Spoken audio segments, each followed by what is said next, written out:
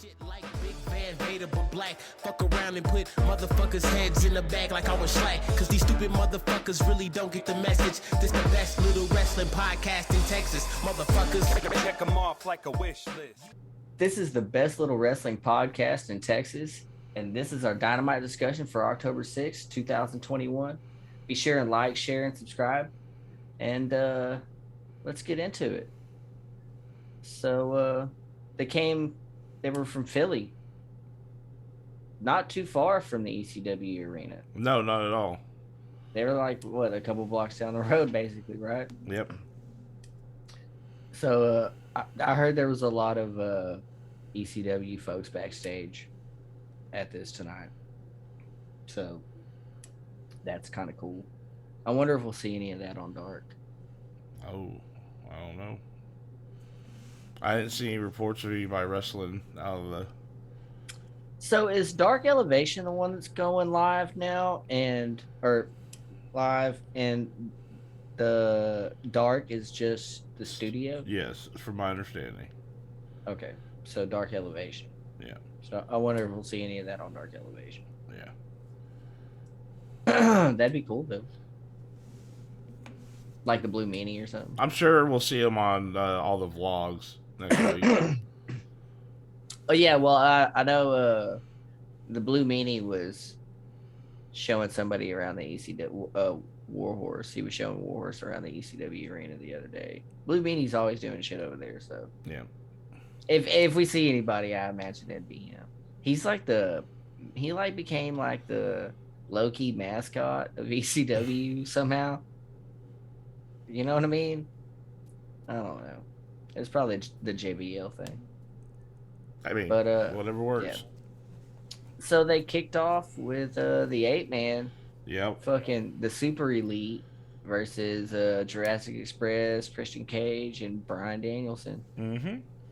And dude, bro, think about this match for a second. And the people that are in this fucking match right now. You have the Young Bucks, Adam Cole, and Kenny Omega. And then on the other side, you have Jungle Boy and Luchasaurus, Bryan Danielson, and Christian Cage. A year ago, Mike. A year ago. Did you see us here a year ago? Not at all.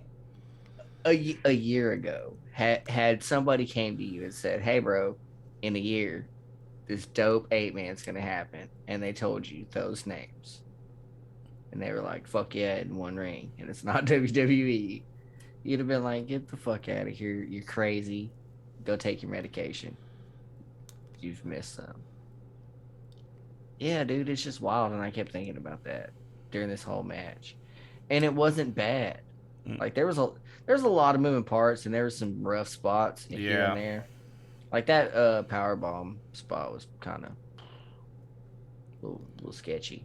There's some really good spots too. I like that Jungle Boy on the ropes spot. There was a lot. Yeah, there was a lot of good shit about this match. Honestly. So, and I think that, the win makes sense. All of this shit moving forward makes sense. I like it. So Bryan Daniels, like CM Punk doing what he's doing makes a lot of sense, right? Like coming back, and he's been away from the game for a long time, so he wants to come back and get himself see if he's still got it against these young cats. Against these young cats. So that's, his shit makes perfect sense. Bryan Danielson coming in to fucking win and kill Kenny Omega and get to the top and shit makes perfect sense too. You know what I mean? Like, I think a lot of people have said, like, well, fucking came in and just immediately went for the fucking championship and shit. I'm like, yeah, it's fucking Bryan. It's Bryan Danielson for one thing. You shut your mouth. Put some respect on his goddamn name. You know what I mean? That is the American Dragon, sir.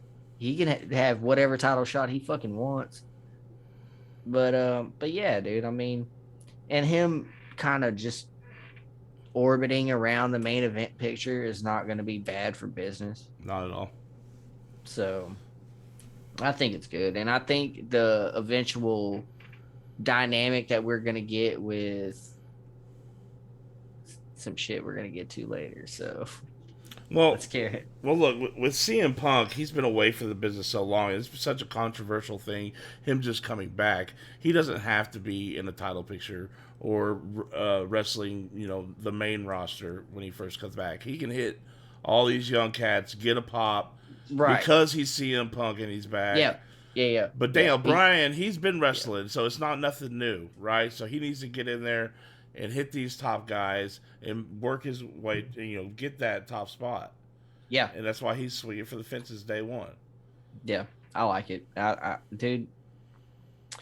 So the changes creatively and stuff have come more recently. Mm-hmm. As far as because it's all been stated now that Tony Khan is running the whole thing.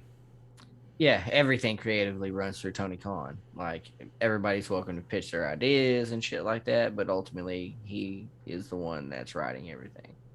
And look at it, bro. You cannot argue. And a lot of people fucking talk about views and viewership and shit like that. And that's not the end all and be all of a fucking wrestling company anymore. They're selling out arenas. Right. Left and right. They sold more tickets than WWE's capacity in the same arena. Wow. Yeah. Well, it's 2021, my man, and everybody has the option of watching this stuff whenever the hell they want to. Bro, and that's also what I've been screaming, man. It's WWE definitely isn't the end all be all anymore of wrestling. And it's also not where people want to be, where wrestlers want to be anymore. And people are going to start, the casual fans are going to start getting hip to it when they're like, whoa, wait, what do you mean Kevin Owens is gone? What do you mean? What do you mean all these people are gone? Johnny Gargano, that motherfucker's probably on his fucking way too. I imagine he'll go to the indie scene for a while. Yeah. I imagine he'll cut his teeth one more time back in the indie scene before he settles in anywhere. Because Tony Khan's got to be leery of that whole thing, because it will turn motherfuckers away of always hiring the newest cat out of WWE and shit. The next one out. Yeah, which is honestly why I don't think we've seen Bray Wyatt or Braun Strowman or Buddy Murphy or any of them. I think that's one reason we haven't seen them, is because he doesn't want that stigma of just scooping up everybody as soon as they're gone. Okay. So their roster's already stacked. Right. But is it stacked with a lot of main carders? No. Really. So I think it's really going to have to boil down to, I think what they have is working perfectly for what they have to work with, if that makes sense. Mm-hmm. Right? Their roster makes sense for the amount of television time that they have and what they're doing with their television time, YouTube included. Mm-hmm. Right. So they're getting all their new young talent over, and they're giving people that I can tell, if Tony Khan likes somebody, he lets them have a really nice match on Dark or Dark Elevation, right? Like Anthony Green and Stallion Rogers against FTR. Fucking match was amazing. A great match. So those work perfectly right now. I think once one of these shows gets longer or moves again, or they pick up another day or something like that, then I think they're going to have to entertain that idea of, let's pick up all these people because there's spots for them. I think there's a couple spots still here and there. Dude, you got to think about it, right, though? Who, like, do they need to sign anybody?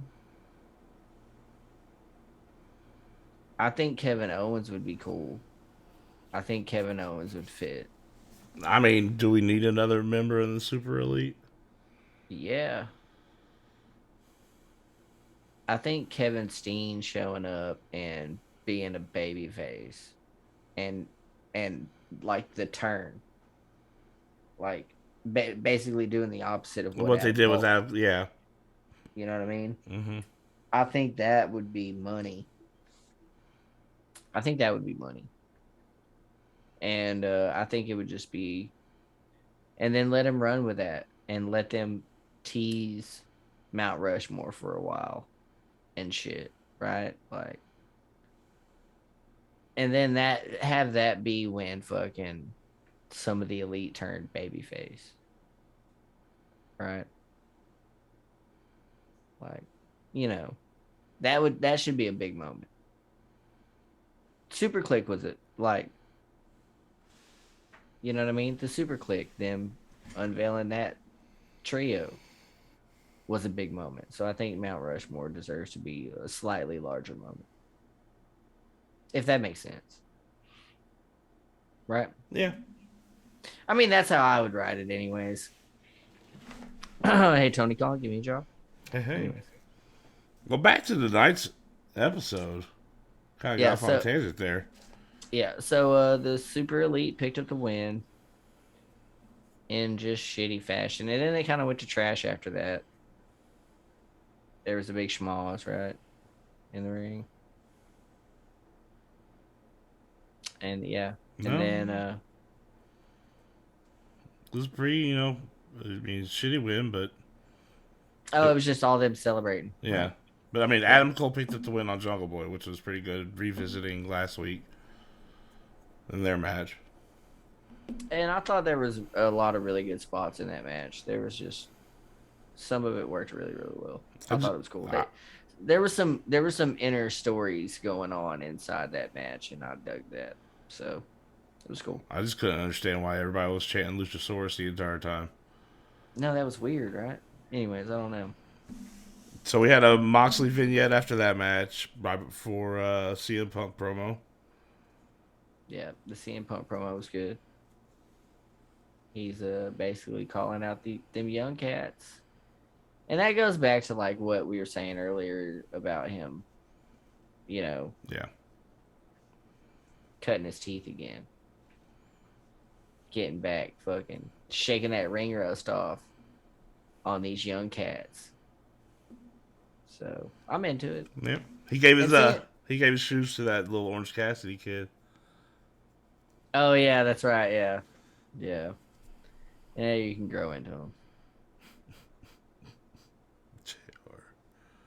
I kind of hate how shoe culture has crept into wrestling. Bro, I like people in ring gear. Like, ring gear is like, to me, that's always been a big thing, is ring gear. Even if it's just a singlet and some boots, bro. Mm-hmm. Like, it's ring gear. Like Timothy Thatcher. Dude, it's perfect, right? I don't like people when they're out there in like jeans and fucking dress shoes or fucking cargo shorts and fucking J's. Like, I can't stand. I'm just like, fuck, bro. Like, did you just come off the street? Like, that's not like street fights. I got that, right? Do you remember that Shawn Michaels Triple H street fight where Shawn Michaels fucking wrestled in cowboy boots? Yeah. But like, that shit was legit, dude, because it's a street fight. Of course, my man's in cowboy boots. He just came from off the street. So I don't know. It's just I don't know. I don't know. And I don't know what the hell's going on with Arn Anderson, but he likes burning things outside of Cody Rhodes' house, apparently. So, this is them trying to get the crowd to love Cody again, right? Yeah. You gotta They're- shed all this Hollywood. They hate you because you're Hollywood. Is what he's saying. Yeah. Well, it's too late, Arn. He just got a show. Right. That just started last week. We're on night 2 tonight. Yeah, we're on night 2 of a 13-part season. So, yeah, a little too late in the game for that, Arn. But nice try. At least he didn't pull his Glock out on him. Cody came down. He said, "I just don't want you to shoot me." Yeah, he said, "Are you gonna shoot me?" Jesus Christ. Man. A lot of home invasions in wrestling this week. Bro, did you see that they asked Sonya Deville what she would do in a home invasion on the bump? No. Yeah, so one of the hosts asked Sonya Deville, and you know, she had like a dude trying to break into her house and shit that was stalking her. So yeah, they asked her, so what would you do if you were in a home invasion and shit? And she's just like, dude, you can see like the Vietnam choppers and shit. Like, yeah, you can see the flashback happen. It's fucking wild. I'm like, wow, dude, how tone deaf do you have to fucking be? You what? Zero research in your fucking before? Or was it the research that made him ask that? That's just a random ass question to be asking a wrestler. If so, that's a cocksucker. No, well, it was because of the Edge and Seth Rollins shit. Oh, did I miss something? Yeah, it was. Was this while I was out of town? Yes. Oh, thank God. Anyways. Yes. Moving on. Fish and Sammy Guevara. God damn, that match was great, dude. Bobby Fish hit a top rope avalanche Falcon Arrow. Yep. And Sammy survived. Yeah, well, yeah. People are always like, how'd he fucking kick out? I'm like, well, it was like fucking 5 moves in. You know what I mean? Like, it's kind of early in the match. The point of wrestling is really wear them out. It's not about hurt them until they can't get up anymore. Right. That's a last man standing match. Thank you. But anyways, yeah, no, dude, fucking, and you can tell that they pumped the brakes on Bobby Fish a lot in NXT. A lot. Mm-hmm. Because I haven't seen a Bobby Fish match like that in quite some time. Quite a while. At least New Man. Japan. Yeah. And man, so I know that they didn't sign Bobby Fish.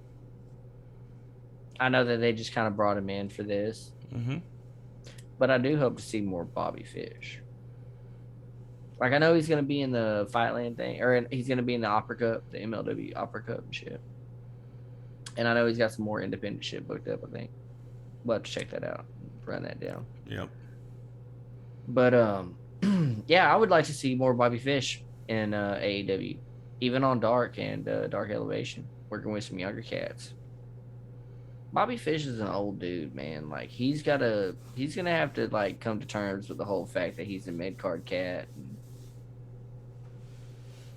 it's kind of just where he's gonna be for the rest of his life. So, do you want to get these younger cats over, or do you just want to muddy down the division forever? You know what I mean? Yeah.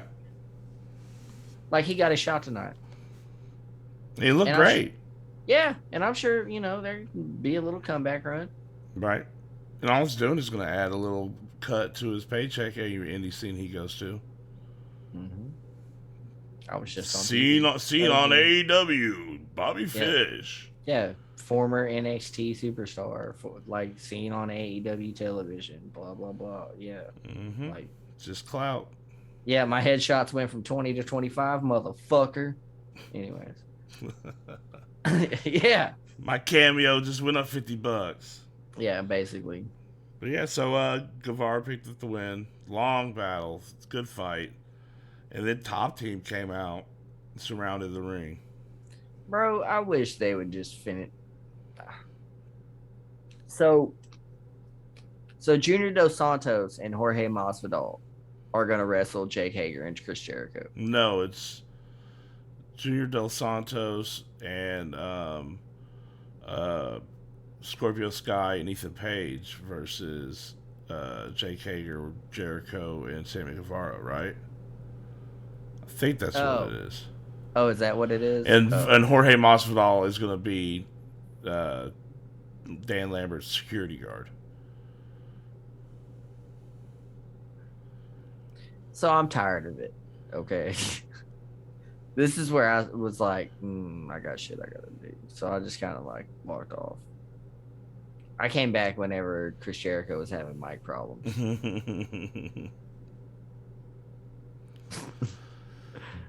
I don't look, dude. I'm just tired of it. Like, it gets back to the whole like, there's plenty of spots.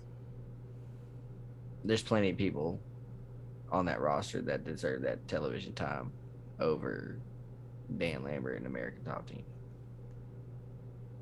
over a whole other sport. So I don't know. It depends on how much money we're talking. There's got to be some kind of deal between him and Tony Khan. I mean, I imagine there is, but fuck, dude. Like, are you enjoying it? Not really. Okay. I would much rather see Ethan Page and Scorpio Sky doing this on their own. Right. Ethan Page is really great on the mic. Ethan Page is really great, yeah. Period. Yeah. Yeah. So is Scorpio Sky, and I don't understand why we gotta bring Dan Lambert in the situation just to get these guys over. Hell, Scorpio Sky was one of the first tag team champions. I can only assume that this is one of the rare instances of Tony Khan's nepotism. That's really, is that him and Dan Lambert are homies. And he was like, you know what? I got fucking 10 minutes of time for you. I got 10 minutes you can get. Yeah, I got fucking 10 minutes for you to get up there and spit some dumb shit. Because I don't understand why else it would be happening. Like, I always get that you want to, there's got to be some type of cross promotion going on in any kind of anything. Yes. Right. That way you're getting other eyes or ears or whatever on your product. So I understand the cross promotion thing, because I'm sure at some MMA shit they're talking shit about AEW or something. Right. Mm-hmm. My problem is that usually traditional MMA fans aren't fucking wrestling fans, and vice versa. Like, and we don't like each other. Like, wrestling fans don't like MMA fans. MMA fans don't like wrestling fans. Like, that's just kind of how that shit works. Like, MMA fans like to toss around that word fake a lot and shit. So, you know, I don't know. It wears on me now whenever Dan Lambert comes out, and I'm like, I just don't want to fucking watch it anymore. So I wish they would hurry up with it and get us to some wrestling. Give me some matches. Well, we ain't got a match next, but we do have a new belt. Yeah. So what do you think of that TBS championship? The championship itself looks beautiful. I think it's a great move for the women's division, especially with all the new talent that we've picked up and how far it's come over the past couple months. Yeah, so it's not a second women's championship like the women's championship. Yes. It would be more like the TNT title is to the men's championship, but for the women. Yeah. So it's basically like the Intercontinental Championship for women, which hasn't been done before. This is the first secondary title. That means they'll be able to have two women's championship matches on one show. That's not a tag team match. Yeah. That'll be the first time that that's ever happened. Ever. like two belts in the same women's division, two singles. Like there's not. I don't think there's ever been another. Mid card And, women's division belt. no, they and I did a little bit of digging when they did the unveiling of it earlier, and I couldn't find anything. There was like a women's hardcore thing that I seen somewhere, but do you really want to count that? Not as a mid card belt, no. Right. That's kind of undercard. Anyways, so I think it is a fantastic move, and I'm really excited. Dude, their women's division is finally. I say that. I say that, but we'll get into some problems I have. Their women's division is coming together fairly nicely. They've made some really good moves in their women's division, and not just Ruby Soho. She was a strong acquisition. Well, putting the title belt on Britt Baker was a great move. Yeah, I mean, that chick just oozes charisma. She's got that face you can hate. She's from Pittsburgh. Like, there's just too many. She's a fucking dentist. Everybody hates the dentist. Yeah, dude. Like, there's just a lot of things. Like, she's naturally a heel, and you can see that. Well, I remember when we first started this, they tried to push her off his face. Yeah. I remember. You remember the heel turn when Yep. she came out and started talking shit about Tony Schiavone? Yeah. Yeah. Now they're homies. Because apparently Tony Schiavone is a submissive. Oh. Wouldn't doubt it. That makes sense. So did you catch the Darby Allin Nick Comoroto match? No. I missed it too. No. I know Darby Allin won, though. Yeah, it was quick too. Yeah. So. Yeah, that's I walked in to see Sting no sell a cutter from QT. That's when I got back. Bro, Sting just no selling shit is the best. Like,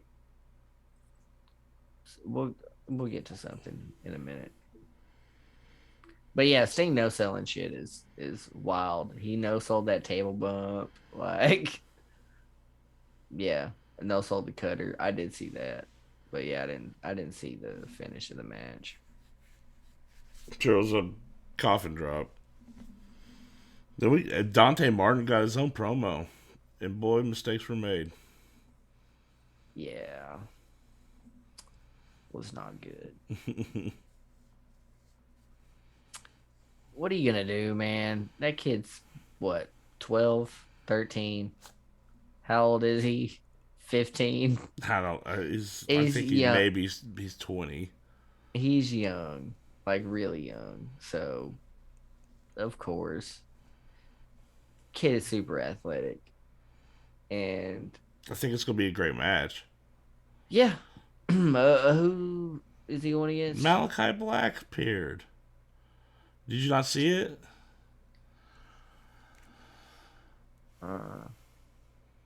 So Dante Martin comes out and cuts a promo saying he open challenge to anybody in the locker room. He's ready to fight. He's ready to work. And then lights go out. Lights come back on. Malachi Black standing right behind him. Black mask. Lights go out. Lights come back on.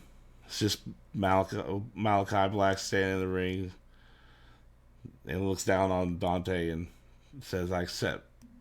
And that's it. So, do you think they're gonna have a match? Well, yeah. Do you think they're gonna have a match? Like, how much time do you think they're gonna have? I'm curious. I do think they'll actually have a match. I think Dante Martin versus Malachi Black is going to be a great, styles off of each other. I think they could put on a great match. You're not answering my question, Brady. How much time do you think they'll have? At least 10 minutes. At least 10 minutes? Yeah. Do you think it'll go 10 minutes? Yeah. I think it'll go at least 10 minutes. I don't think they're going to bury Dante Martin. What's the longest Malachi Black match so far? I have no clue.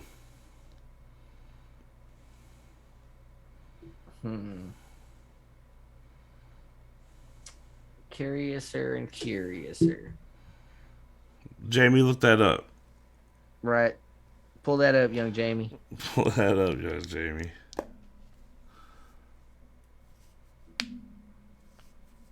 Why you look that up? They've been pushing Dante Martin for a couple of months now.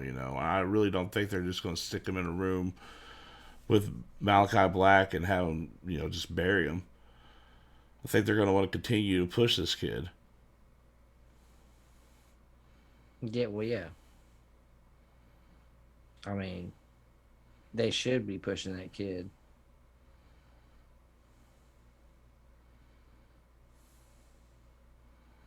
Mm-hmm.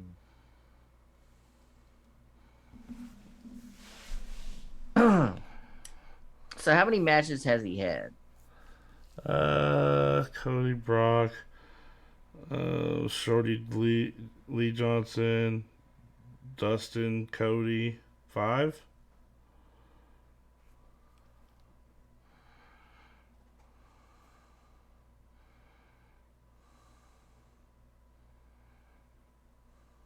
Oh shit. Oh yeah, so his longest match so far, yeah, he'll probably have about 10 minutes. Damn, son. So he beat Cody Rhodes in 4 minutes and 42 seconds. That first time. Yeah, and then Brock Anderson in 2 minutes and 19 seconds. And then he went 10 minutes with Lee Johnson and 10 minutes with Dustin Rhodes. And then he went 11 minutes with Cody Rhodes. So, yeah, he'll probably go about 10 minutes with Dante Martin. Which I think is fair. I don't know. I'm on the fence about that because I like the idea of putting Dante Martin against a higher caliber opponent and pushing him a little more and making him look good. But I'm afraid, like, a lot of this shit just kind of works against the mystique that they've tried to build around Malachi Black. Right? Yeah. That's really my only issue with it is how dangerous is Malachi Black gonna look after 10 minutes with Dante Martin? That's really kind of my only issue with it, I guess. I guess it depends on how hard he puts him down at the end, really. If anything, I think it should be fast and work a lot like the first Fuego and Miro match. Where, like, it's a lot of Dante Martin offense at the first. Yeah. And then just smash. Yeah. Right. You know what I mean? Like, and then because the Black Mass is one of those things that out of nowhere. Mm-hmm. Like when he's coming off the ropes. I think that's how it should be done. Like Dante Martin's offense should be all at the beginning. And he should dominate until he makes that one rookie mistake. And Malachi Black just starts fucking tearing him apart. You know what I mean? Yep. I think that'd probably be the best way to go about doing it to make both of them come out looking really, really good. You know what I mean? Yep. You want Malachi Black to win, but you want the audience to want Dante Martin to win and think that he possibly might. So that's hard to do. That's really that's the situation you're caught in that match is you want the audience to think and get behind Dante Martin and him possibly winning.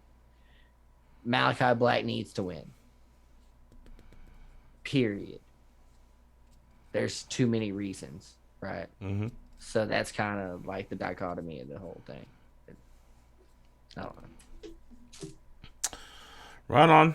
Well, come back from commercial and we got Ricky Starks in the ring cutting a promo talking about Brian Cage hasn't been coming in to work, and so he don't worry about him, and he's ready to fight. And then all of a sudden, here comes Brian Cage. Didn't see that coming. No, yeah. I don't know. I don't know why we're still doing this. I don't know, man. I mean, what are they? What happened to them fucking with CM Punk? He beats Hobbs once and that's it. You ain't gonna send Ricky after him? Well, I mean, yeah. When you beat the top guy. yeah. I mean, you defeated my powerhouse. I'm probably not gonna send this little dude at you. I don't know. I guess it's just the WWE expectation for that to work into a fucking CM Punk versus Stark, and then CM Punk teams with Cage versus Starks and Hobbs, and well, they've got to work their way out of this Team Taz Inner Turmoil bullshit and the FTW Championship, and they've got to figure out what they're gonna do with all this. Yeah, they've got to find an exit strategy for both of these wrestlers out of this little feud. And it can't be like internally more, right? Like it can't start being like other dudes in Team Taz doing a small turn here and there. Like it's got to be an outside thing that's gonna like either bring them together, cause the division, create like a separate faction from Rick, like so Team Taz would end up being Ricky Starks and Powerhouse Hobbs, right? So Brian Cage and a tag partner, right? Mm-hmm.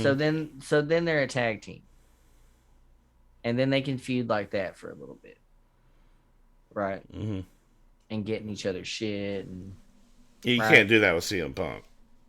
No. So that's what I'm saying is they've got to bring in some kind of outside person. Not outside the company, like just outside of Team Taz. Right. Outside that little Team Taz universe they got going on right now. So.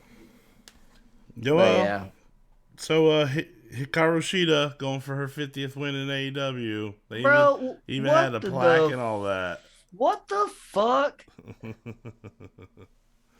You know, honestly, the whole time I was watching the match, I was like, the only way they're going to surprise me or fucking actually make me enjoy this is if she loses. The match was great, though. I mean, they had a really good match. There's a couple little rough spots, little bobbles here and there, but they had a really good match. And they went to town on each other. And Sheeta fucking lost. What the fuck kind of sense does that make, Brady? All to cement Serena Deeb as a heel? Was that really what this was about? Yeah. Thinking in that women's division. Dude, 50 wins. She had a plaque and everything.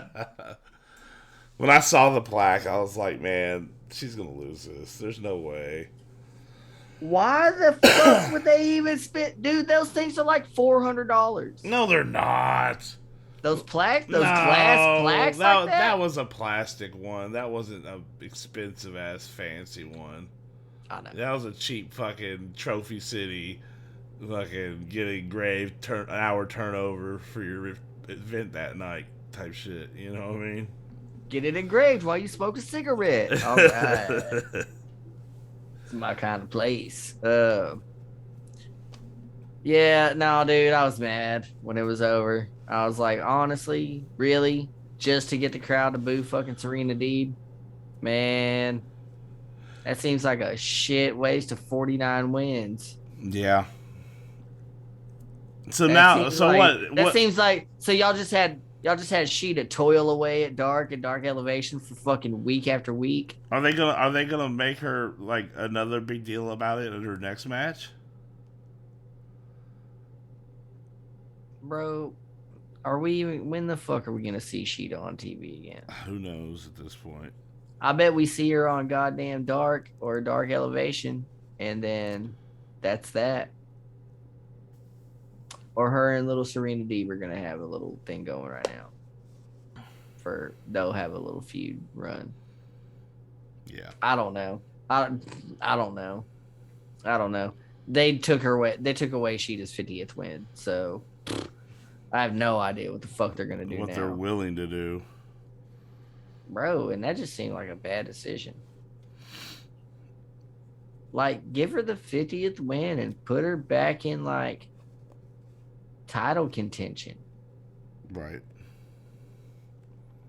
50 wins. Why is she not in title contention already? Whatever, man.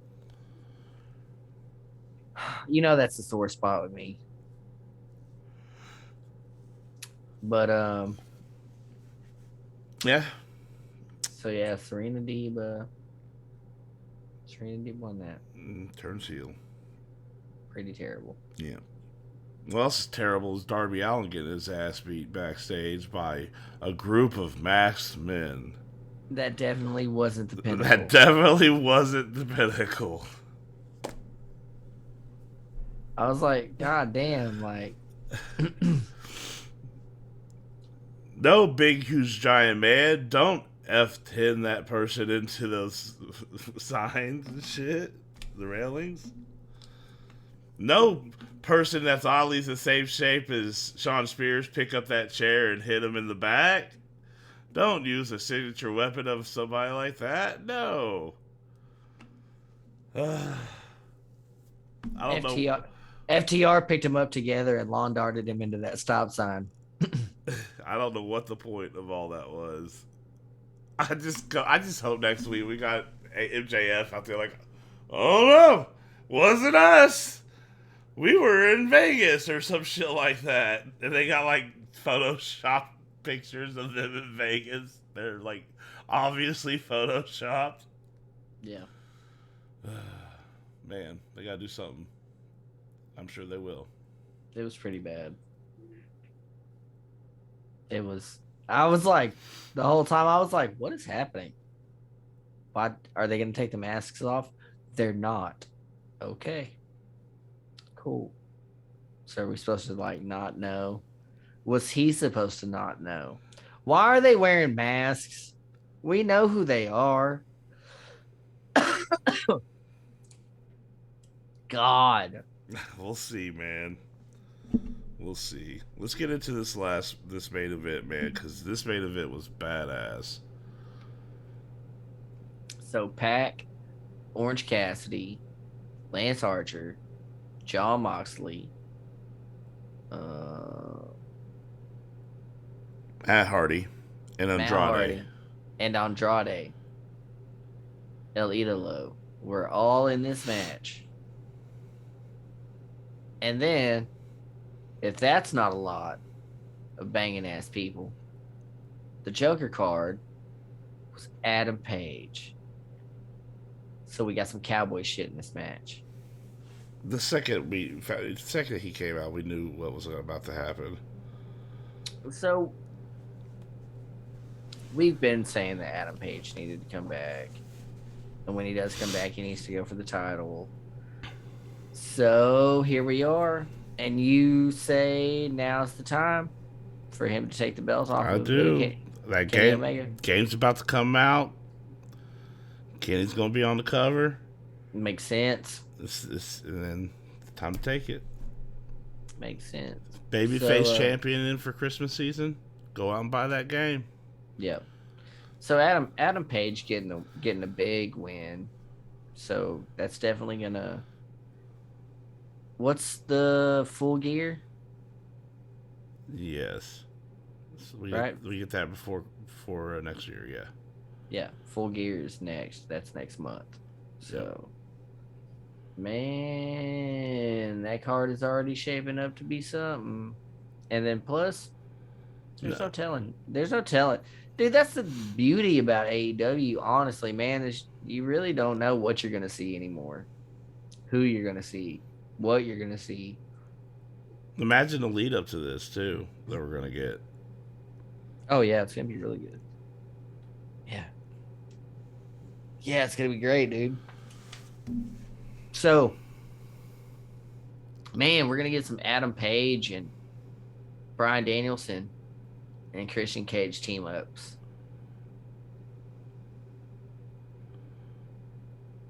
Think that's going to happen?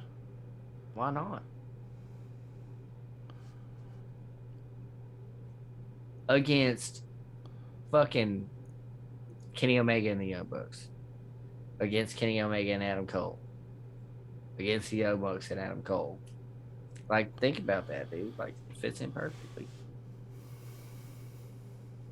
Perfect. I think it's gonna be really good, and I'm really glad. I was really satisfied. I was happy, and it's about goddamn time. I'm tired. I've been waiting on them to have a run with Adam Page since this company became a thing. Since day one. And my body is ready. I'm ready for it.